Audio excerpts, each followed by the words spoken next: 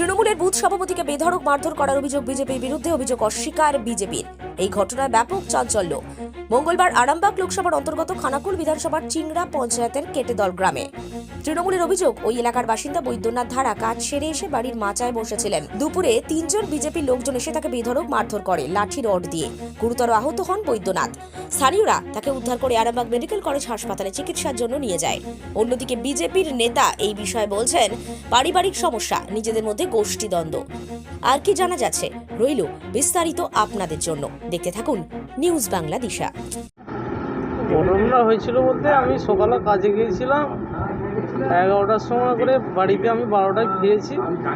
এসে বসে আছি, মানে একটা মাচা করা আছে, পাড়া মাচা করা আছে, সেখানে বসে আছি। হঠাৎ করে দেখি 3 জন আসলো, মাল খেয়ে এসে আমাকে বলছে, তোকে সাবধান করে যাচ্ছি, একদম বাইরে বেরোবি না, যাবি না। আমি কিসের জন্য? রাজনীতি করি বলে বলছে। হ্যাঁ, সেই কারণে আমাকে হুমকি দেয়। আমি বললাম, আমাকে কি মারবি? বললো হ্যাঁ। বলার সাথে সাথেই মারধর শুরু করে দিল। রোড এনেছিল, বাঁশ ছিল, সে বাঁশ দিয়ে মেরে মাথাটা ফ্র্যাকচার করলো। কেন? আমি পার্টি করতাম বলে, টিএমসি পার্টি করি। আর যারা মারধর করেছে ওনারা বিজেপি করে। তৃণমূল করার অপরাধে কি মারধর করে? হ্যাঁ, তৃণমূল করার অপরাধেই আমাকে মারধর। আপনি কি বুথ সভাপতি ছিলেন? আমি বুথ সভাপতি ছিলাম। কি নাম দাদা আপনার? আমার নাম নম্বর বৈদ্যনাথ ধারা। আপনার বুথটা কত নম্বর? আমার 15 নম্বর বুথ। যারা মারধর করেছে চিনতে পেরেছেন? হ্যাঁ, চিনতে পেরেছি। তারা পুলিশকে জানিয়েছেন এই বিষয়ে আপনারা? হ্যাঁ, নিয়েছিল তো। কারা উদ্ধার করে নিয়ে এলো? আমাকে আমাদের পাড়ার সব মানুষ বেরিয়ে পড়েছিল। পাড়াতে ছিলাম বলে হয়তো জানে বাঁচতে পেরেছি, না হলে হয়তো আমাকে মার্ডারই করে দিত। বলছি দাদা, আপনাকে কাকে কাকে মারধর করে? আমাকে একাকে করেছে। এ তো আমাদের চিংড়ে পঞ্চায়েত, না এখানে ওখানে সেখানে যেমন ইচ্ছা মারধর, অশান্তি চালিয়েই যাচ্ছে। আমাদের এই কিছুদিন আগে এমপি গিয়েছিল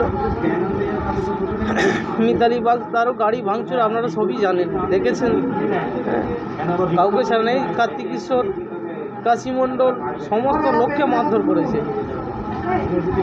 ওদের পাশে অত্যাচার করে যাতে ভোট নিয়ে যায় সেই চেষ্টা করছে, লুটপাট করে একে তাকে মারধর করে। বিষয়টা কি ঘটেছে বলছে, ও কাজ করে এসে বসছিল।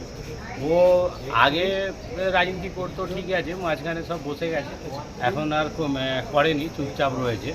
কিন্তু হুমকি দেওয়ার পর সব বসে গেছিলো, সবাই চুপচাপ আছে, যেন গণ্ডগোল এলাকায় কোনো ঝামেলা টামালা যাতে না হয়। কিন্তু ওরা বসে আছে, এত ওরা যে মারধর করছে। ইনি কি বুথ সভাপতি ছিলেন? কে উনি? বুথ সভাপতি না, উনি বুথ সভাপতি ছিলেন না, উনি একজন সাধারণ দলের কর্মী। কোন পার্টির ছিল? তৃণমূলে ছিলেন। গন্ডগোল হয়েছে? হ্যাঁ, আর গণ্ডগোল কিছু হয়নি, কিন্তু ওরা প্ররোচিতভাবে ওদিকে যে ও কাজ করে এসে বসে আছে, ওকে যে কোথায় মাচায় বসছিলেন? ও স্নান করতে যাবে বলে। কারা মারধর করে? ওটা বিজেপির ছেলে। কতজন মিলে মারধর করে? ওকে কত জনা 5-6 মিলে মারধর। কিসে করে মারধর করেছে? রড, শাবল, বাঁশ দিয়ে নাকি। কজনকে মারধর করেছে আপনাদের? হ্যাঁ, কজনকে মারধর করেছে? কজনকে বলতে গেলে ওর ভাইটাকেও মেরেছে, চচ্চাপড় ঘুষি জায়গা ছাড়াতে গিয়েছিল, আর ওকে মেরেছে। যাকে মেরেছে তার নাম?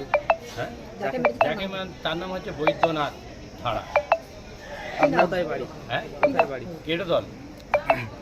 আপনার কি হয়? কেটেদল। আপনার কি হয়?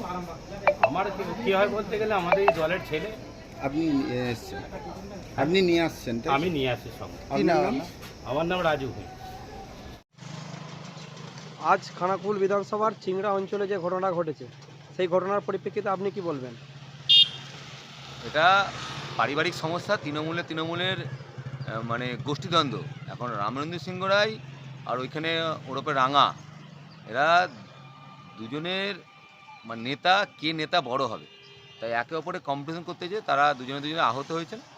এখন তৃণমূলের গোষ্ঠীদ্বন্দ্ব হিসাবেই এখন বিজেপি গায়ে তকমা লাগানোর চেষ্টা করছে। আর কি লাভ হবে না, কারণ আরামবাগ লোকসভা ভারতীয় জনতা পার্টি জিতবে। ওরা যত যাই করুক, আমাদের মিথ্যা কেসে ফেলে রেখে দিয়ে ভারতীয় জনতা পার্টির অরূপকান্তি দিগার লোকসভা জিতছে, এটুকুন। সারাদিনে আপনার এলাকার খবর দেখতে আমাদের বাংলা দিশা ডিজিটাল ফেসবুক ও ইউটিউব পেজটি লাইক করে রাখুন এক্ষুনি। আপনারা দেখছেন আমার বাংলার নতুন দিশা, বাংলা দিশা।